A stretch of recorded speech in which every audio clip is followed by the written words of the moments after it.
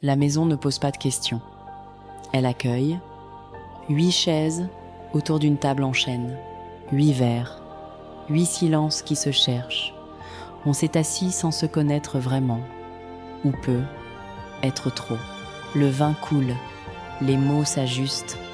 On parle de route, de métier, de souvenirs neutres, des phrases polies, des sourires mesurés.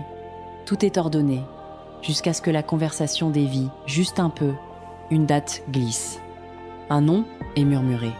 Pas fort, juste assez pour que l'air se fige. 10 ans. Le chiffre n'a pas été prononcé.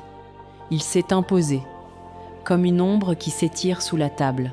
Chacun a senti le sol se dérober. Pas de panique, juste un recul intérieur, un regard qui évite, un doigt qui serre la tige du verre.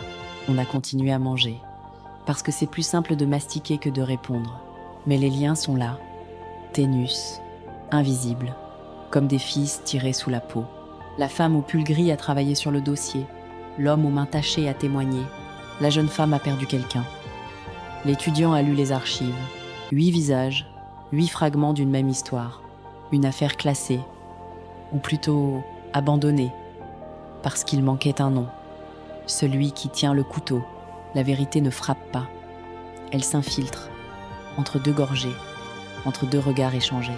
On ne parle pas du crime, on le contourne, on le devine, dans les phrases coupées, dans les rires trop courts, dans la façon dont certains évitent la fenêtre, dont d'autres fixent leur assiette comme un tribunal. On comprend, peu à peu, ce n'est pas un hasard, ce n'est pas une invitation, c'est un rassemblement, une convocation silencieuse. Quelqu'un a choisi les noms, quelqu'un a tiré les fils, et quelqu'un, ici, porte encore le poids de ce qui s'est passé, le poids de la main, de l'acte, du choix irréversible. On ne se lève pas, on ne s'accuse pas, on attend. Parce que la vérité n'a pas besoin de cris.